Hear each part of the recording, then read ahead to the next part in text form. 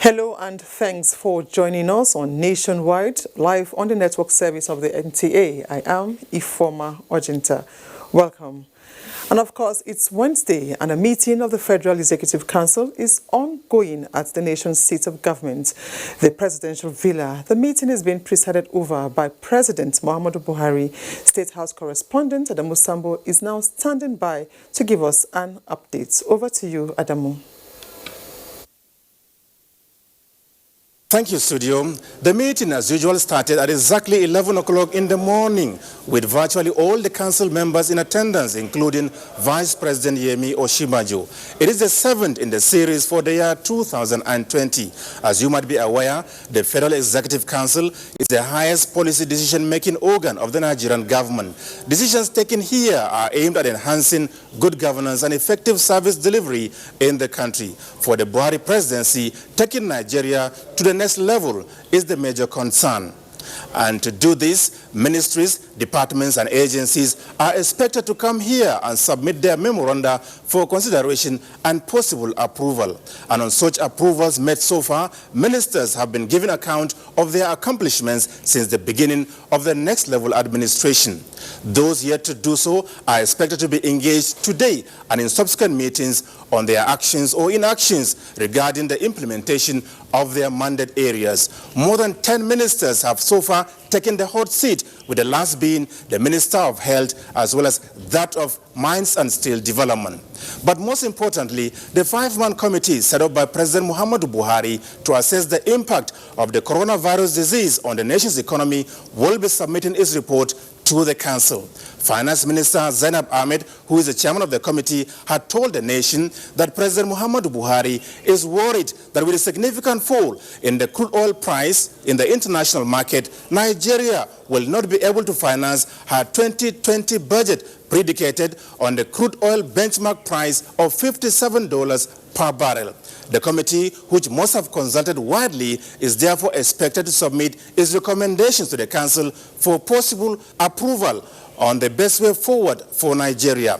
One thing is, however, certain: the size of Nigeria's 2020 budget of 10.59 trillion naira will be reduced. We'll keep you posted with details on this and other resolutions of the council as soon as practicable. Back to you in the studio. Thank you very much, Adamu, for that update. And a release from the presidency says President Muhammadu Buhari has no involvement whatsoever in the dethronement of His Royal Highness Muhammadu Sanusi II from the position of Emir of Kano. The release by the Senior Special Assistant to the President on Media and Publicity, Garba Shehu, describe the statement as unfair and that all such insinuations are untrue, malicious and politically motivated. According to the release, the president does not have a history of intervening in the affairs of any state in the country unless the issue at hand is of national consequence. On such matters which impinge on national security, he has a duty of involvement as the law stipulates, as outlined in the Constitution. The appointment or removal of emirs and other traditional leaders is strictly within the jurisdiction of state government. President Buhari commends the people of Kano for keeping calm in the past few days of the dethronement announcement. He prays that the will of Allah will be done at all times and that the emirate and states and its people continue to experience progress irrespective of who is on the throne. And to legislative matters, the Senate has considered the bill that seeks to amend the Finance Act 2019. The bill, which has been passed through second reading, is primarily to make clarifications on some provisions of the finance law. The administrative effective date for the increase in value-added tax from 5 to 7% is 1st of February 2020, and that animal feeds are also included in the list of basic food items that are exempted from VAT. The bill also seeks to state clearly that the tax incentives for agriculture is to be administered by the Nigerian Investment Promotion Commission. The Senate also passed the Northwest Development Commission Establishment Bill through second reading. The bill, sponsored by Senator Barau Jibril, is aimed at facilitating rapid and sustainable development of the region. A bill that seeks to ban the importation and use of generating sets has been introduced in the Senate. Global oil price crash in what is now famous as Black Monday is stimulating conversations on how Nigeria can do without oil stakeholders. Please, I take that again.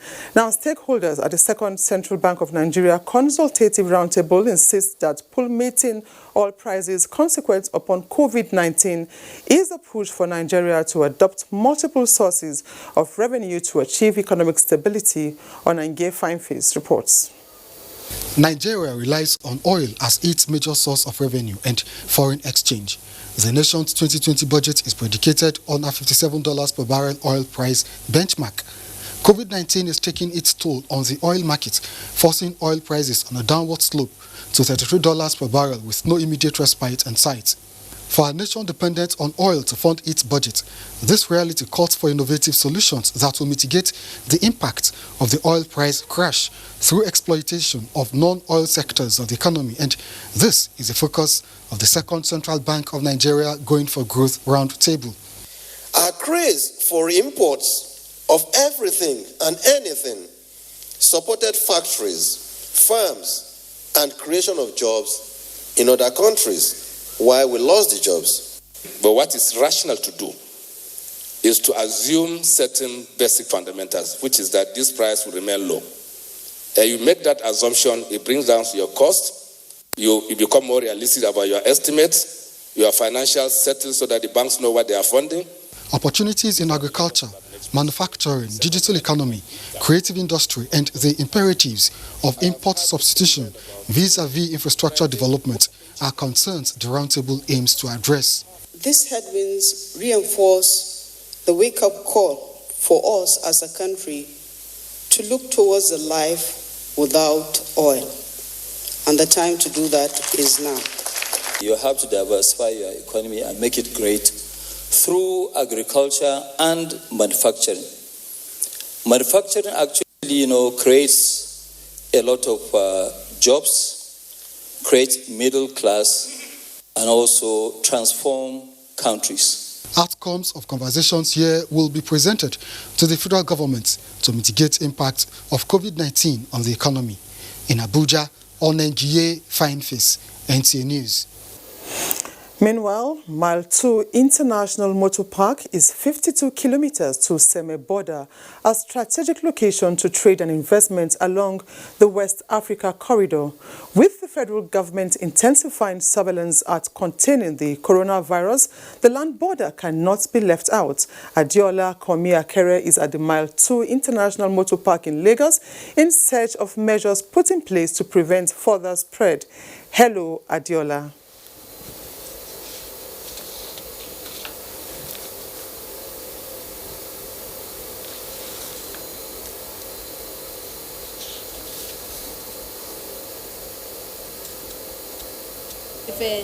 Sensitization talks as to how they will protect themselves at this garage, because this is where travelers from all over come when they're going to Lome, Cotonou, Seme, Ghana and Cote d'Ivoire. They board vehicles from this park.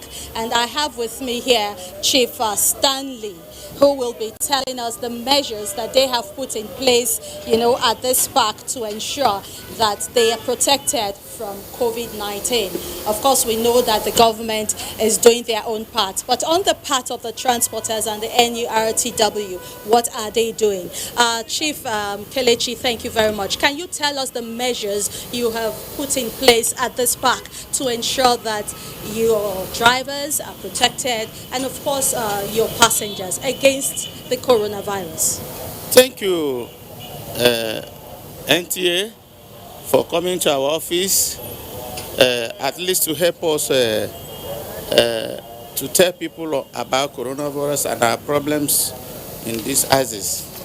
First and foremost, last week we were called at Alausa by the Lagos State government to enlighten us about coronavirus. They told us how to be doing, to wash our hands whenever you ease yourself, and to avoid closer contact with people, and to find out people, especially people that come from areas, to verify actually how they are, their health status, before we allow them. And when we came back, we called our drivers and owners like us. We told them, those people that were not opportune to be at Alausa, we told them all we had there, and all of them were happy. And we didn't stop there. Next tomorrow again, we are going to summon them again to keep on telling them, because we heard about coronavirus. We have never seen a patient like that, and we don't pray to see a patient with coronavirus in Nigeria itself, talk less of my two. So God will really help us. That is how we are doing. And ordinarily, we are telling our families too. After telling the drivers, we tell the drivers to tell their families as well. So that is so far how we have gone. Okay, now we expect to have seen spots where people can wash their hands or sensitizers, available. And I didn't see any here. From the sensitization seminar you attended Friday, why is that not here this time? Just a few days ago, if you can see, this place, this park, we have offices before. But when the Lagos State government said they don't want any structure near the road, they broke all this place. You see, all of us are just hanging outside until, by grace of God, when we are through with the government, so they can allow us put any small structure, so that all those things will be in place. Before, we have toilet, we have everything here in Maitu, because this is international park. So because of this breakage, if you cross here, you see that place like aeroplane field now. So because of that, we don't have anything for now. The sanitizer does not need a structure. Whether structure or no structure, we have our buckets, we bought all those things for them. I cannot carry it while I'm talking to you here. It's there. All right, thank you, Chief Kelechi, for enlightening us. Quickly, I have Livingston Duga. He is a driver who actually drives from Maltu here to Seme, Cotonou and back. Now, how are you protecting yourself? You come in contact with people from within and outside Nigeria. How do you protect yourself as a driver? As a driver, I protect myself for coronavirus. With the advisor, when we came back from Ghana or the Cotonou, we have to wash our hands. When you took the passenger, you know how the passenger, though nobody know the person have the sickness, but you have to know how to take care of you welcome to the passenger. So that's why we talk about it. Thank you very much, Livingston Duga, for your time. Well, it boils down to the fact that most of the drivers here, they know about coronavirus and they are working at it to ensure that they curb it, that it doesn't get here. Okay, the bottom line now is for everybody to join hands together and ensure that they support government in the fight against... Okay, Adiola, very quickly, just before you go, aside what they have told you, what other things did you observe at the park there? Okay, I actually observed that the park is not as boisterous as it used to be, and they are complaining about that because of the fear of the coronavirus, they don't have much passengers. I've been here for over 5 hours, and I can tell you that only 2 vehicles has left this park to Seme or Cotonou. So the drivers are really not happy, and they are pleading on government to come to their aid, assist them and provide some of the things they need so that passengers will be free to come to the park and travel. Okay, thank you very much, Adjola. That will be all for now. Now, as relevant authorities take necessary steps to reduce risk of the spread of coronavirus activities as the Port Harcourt port terminals are at the lowest ebb, Ijoma Ugweke visited the Port Harcourt terminals and the National Union of Road Transport Workers office for a situation report. Besides the redoubled screening at airport and land borders, the seaport is another entry point to the country. For now, there is no sign of new arrival of ship at port terminals in Port Harcourt, owing to the fact that most consignments are brought in from countries confirmed with cases of coronavirus. Across the seaports in Nigeria, more than 40 ships enter into the waterways daily.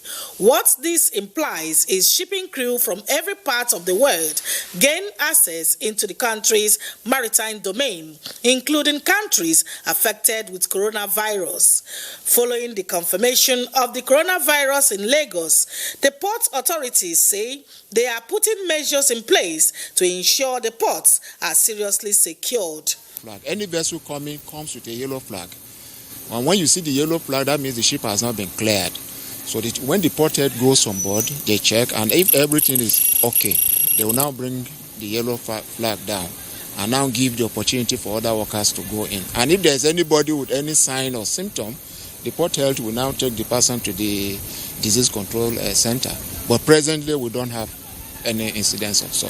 The authorities of the road transport workers are hoping that the State Ministry of Health will intensify efforts beyond raising alert levels to ensure screening at motor parks. We are still expecting a team of health department to our office. Meanwhile, maintaining proper hygiene at home and public places has been stressed as one of the preventive measures.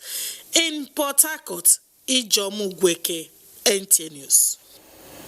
In the meantime, a major step in containing the outbreak of another index case of COVID-19 and other virus threatening the nation's health sector is taking the lead in changing perception of citizens towards reviving the culture of sanitation and personal hygiene. Abubakar Usman Akwanga reports that this formed integral part of a discussion at a stakeholders' retreat on revitalization of wash sector in Kaduna State. The population in Kaduna State is steadily growing at a ratio of 2.5% per annum, with an approximate projection of 13 million by the year 2030. Now the increasing demographic size with outbreak of emergency health situation and water sanitation is stimulating high-level conversation by key players in the water sector. We can testify that you are strategically implementing the Sustainable Development Goals. Kaduna State intends to regain its lead, not only of the wash sector achievement, but in all aspects of development. The dialogue is also focused on new policy frameworks and strengthening of collaboration with intervention partners to increase quantity and quality of safe water. Zubairu Abdul Karim is a public health officer and determined, like other of his colleagues, to carry out program at the grassroots to support activities across the state in line with SDGs goals. We have to go back and sit down on the table again and then plan on how to achieve the end of our orphan defecations and provision of water supply before the end of 2030. As much as possible, there are things that households can do to improve the quality of their water. The commitment of federal government to end open defecation is serving a plus model to explore areas of water sanitation, which Zubairu says he is determined to achieve. Kaduna State is reinventing the wheel of sound hand-washing culture as first line of defense against the spread of deadly virus and other health issues of public concern. In Abuja, Abubakar Usman Akwanga, NTA News. And still on health matters, the World Health Organization and international development partners will decide on the certification of Nigeria as polio-free nation by June this year. Delhatu Abdullahi reports that a delegation of the African Regional Polio-Free Certification Commission visited Sokoto as part of activities ahead of the deadline. The struggle to kick polio out of Nigeria had over the years experienced challenges of rejection of the polio vaccines by many communities, forcing stakeholders to come up with strategies to change the narratives for the better. The success story is that for over 3 years, no case of wild polio virus was recorded in Nigeria, and in Sokoto State, no case was recorded for over 5 years. The visit to Sokoto State by a delegation of experts from the African Regional Polio-Free Certification Commission is part of activities by key stakeholders ahead of the June deadline. We are doing all what it can to have this polio eradication and the elder relative health matters to be history in this state. Key role, sharing, directing, guiding. These are the things that have made the difference. And for you to be with us here is testament to the support and commitment that you continue to give. Sokoto State government has been in the lead in paying its counterpart funding on matters of education and healthcare services. In Sokoto, Dalhatu Abdullahi, NTA News.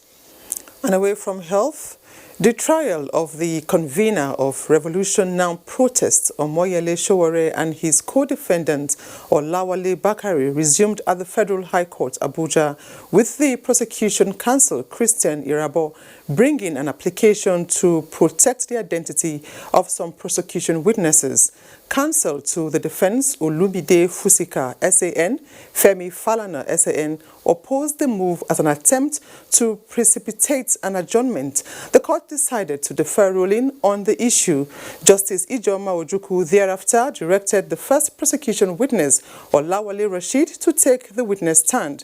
Rashid told the court that Sowore was arrested on 3rd August 2019, prior to the 5th of August 2019, when Sowore allegedly planned to overthrow the federal government through a public procession. And Ruth in Lagos will give us details on and updates on Alaska Bridge and other reports trending in that zone. Hello, Ruth. Good to see you.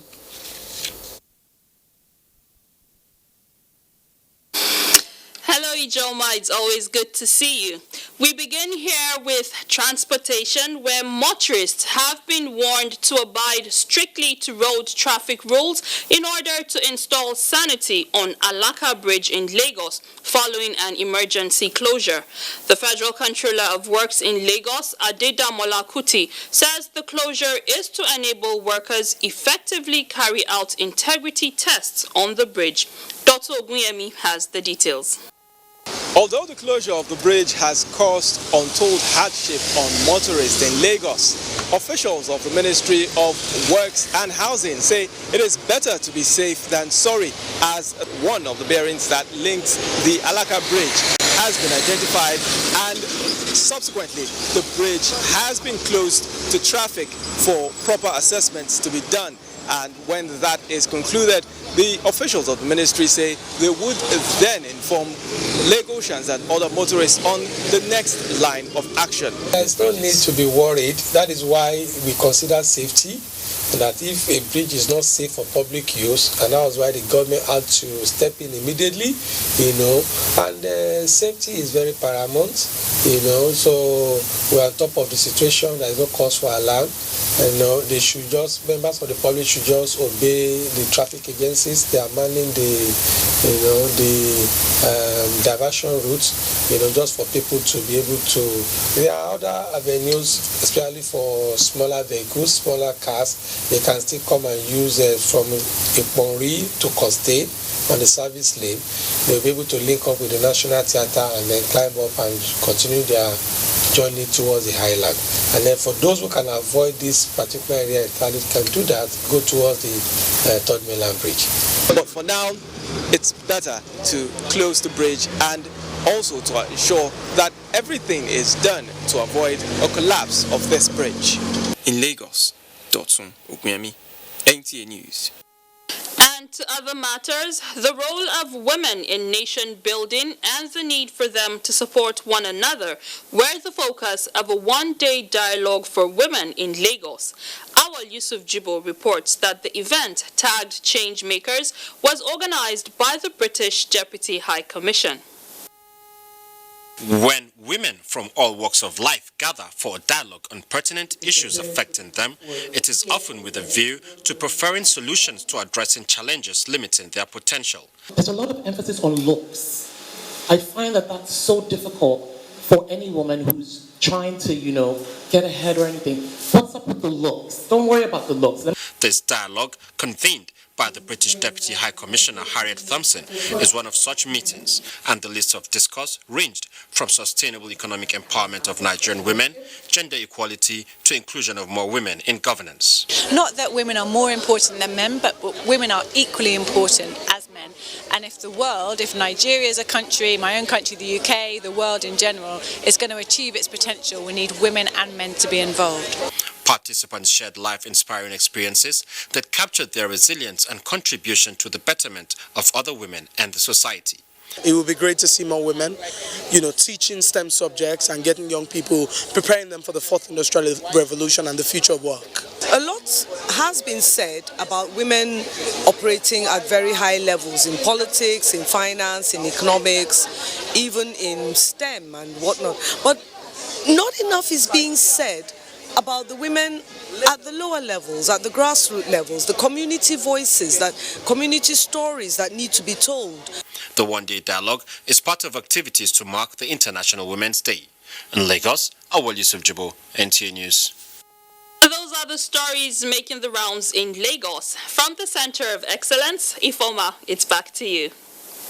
Many thanks, Ruth. Now, enhancing farmer support packages and entrenching conducive environments as well as access to finance will guarantee Nigeria's drive to self-sufficiency in rice production. Nura Tanko Wakili takes a look at rice packaging in Kebbi State, its prospects and challenges. Reports. The federal government's huge investment on the rice value chain has propelled the country's chances of attaining self-sufficiency in rice production, with corresponding increase in processing, packaging and marketing aspects of the commodity value chain. The present administration under President Muhammadu Buhari in 2015 launched an Anko Boros program aimed at encouraging and supporting farmers to produce paddy rice to be used by Nigerian millers.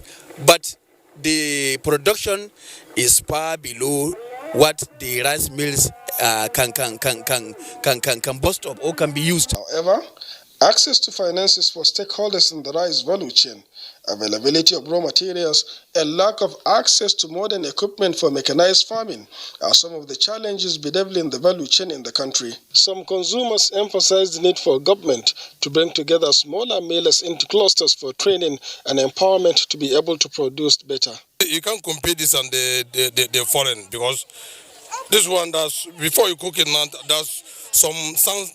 You have to at least clear it before cooking. The stakeholders are of the opinion that effective implementation of the present administration's policy on the rice value chain and the view of some will not only make the country self-sufficient but exporter of parboiled rice. In Birnin Kebbi, Nuratan Kwakili, NTA News. Similarly, prior to the improved methodology in processing the popular Abakaliki rice, now branded as Ebonyi Rice World, the crave for foreign rice was alarming in the state. Having addressed issues that made the local rice less attractive by the government, Uchechukwu Chibueze Idam reports that people are now more comfortable with locally produced rice than with the foreign products.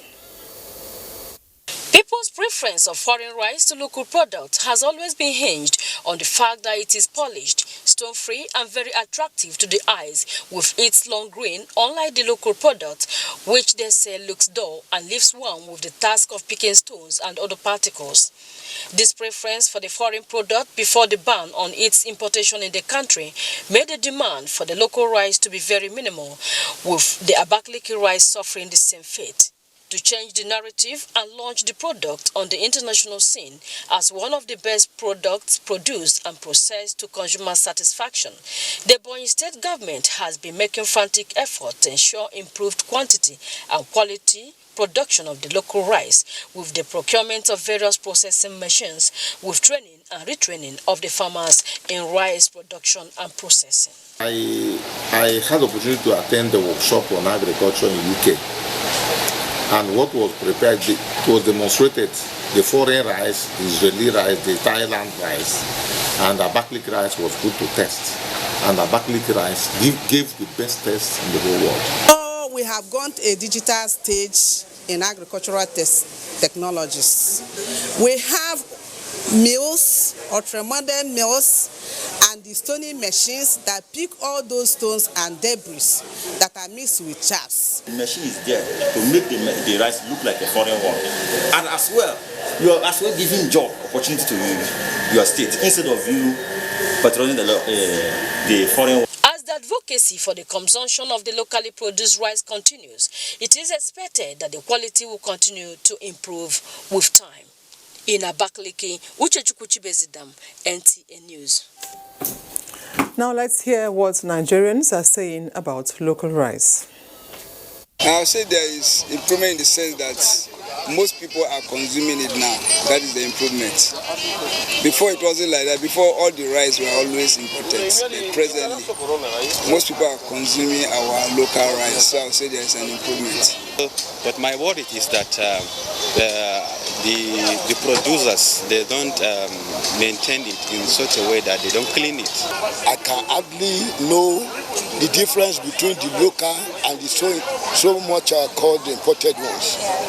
I can see that our local farmers have improved greatly. There's a much improvement in the production of local rice. And even I prefer local rice to the foreign rice. Now we have seen the test and difference between the local rice and the foreign rice. Now with me in the studio to talk more on the rice revolution is a member of the Rice Farmers Association of Nigeria, Nuhu Bello Dogon Daji. You're welcome to our studios. Thank you. Thank you. Now the demand for local rice, has been on the increase in recent times. What do you think is responsible for this?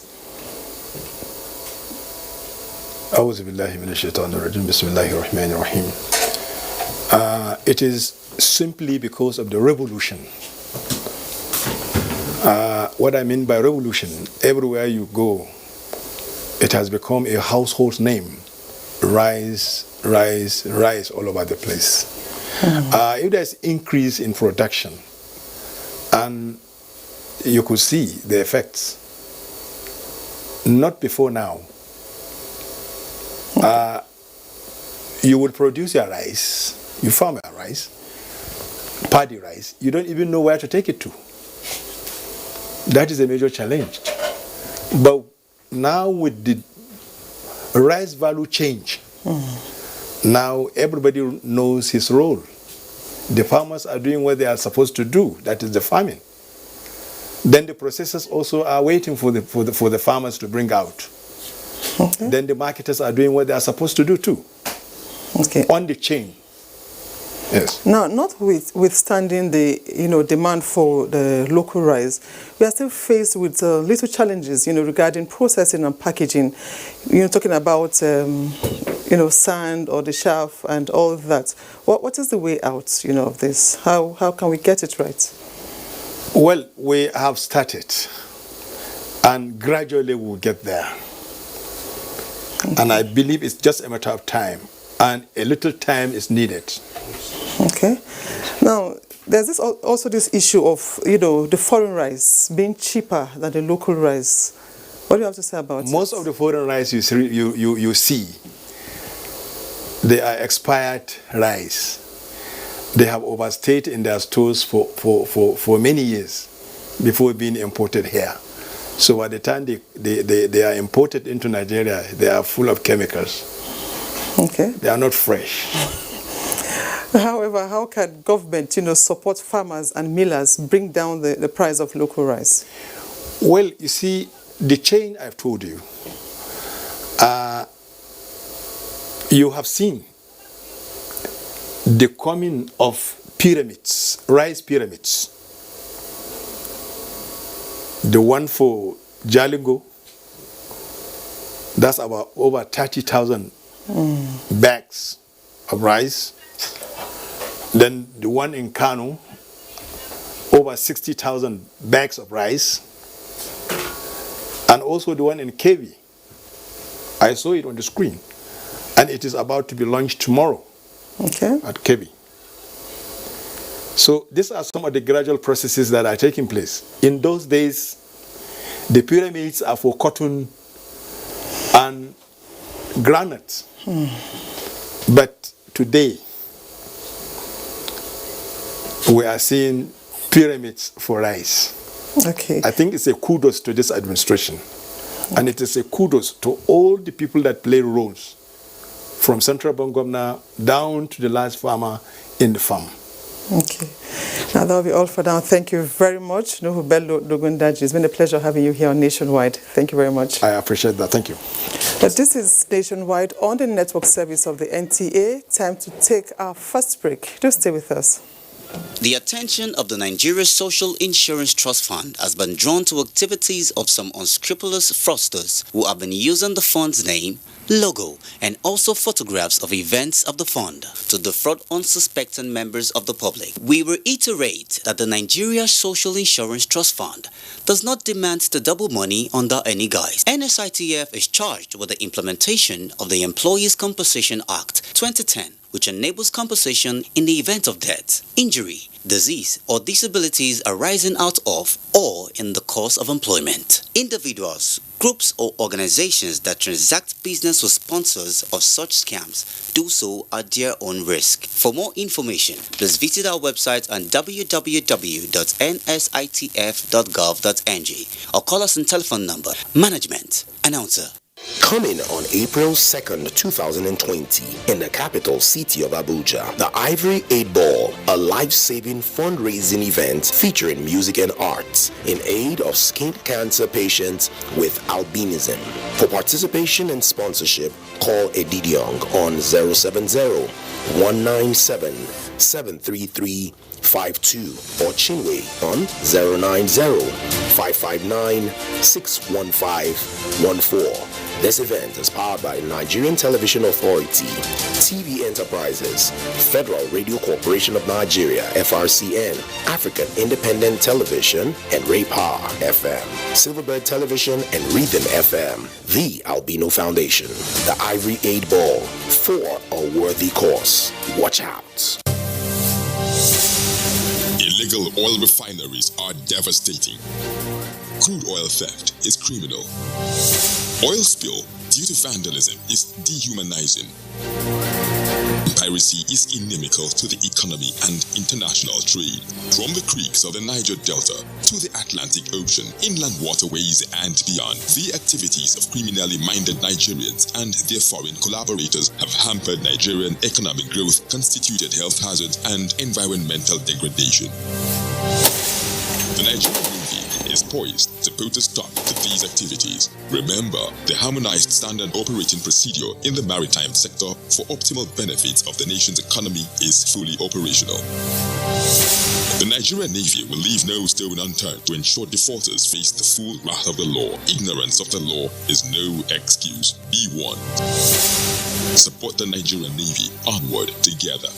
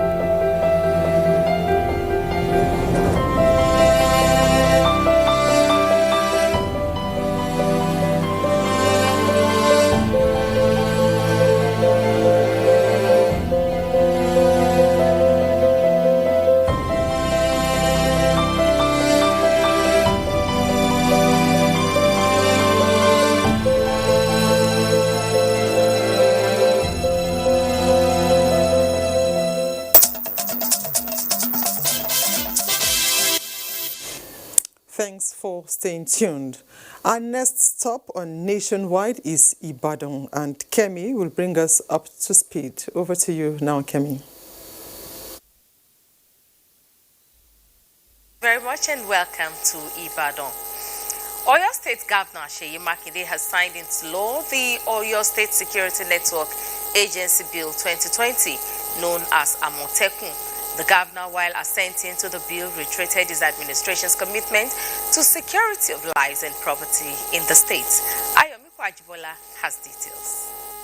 While stating that the law will not only improve the security in the state, but also improve confidence in the mind of investors that would desire to make the state their investment destination, Governor Seyi Makinde stressed that the Amotekun Corps is not a replacement of the traditional security outfit in the country, but to complement efforts of the already existing Nigeria security agencies in the state. This is complementary. It is to complement the effort of our federal security agencies. It is also a time to tell the criminally minded ones, please stay away from the southwestern geopolitical zone of Nigeria. It will be recalled that following serial killings and kidnapping in the southwest region, the 6 governors in the region had on 9th of January this year inaugurated the regional security outfit Operation Amotekun, aimed at strengthening the security situation in the southwest. In Ibadan, Ayomi Kwajibola, NTA News. Following the incessant gas explosion across the country, the ban has been placed on arbitrary sale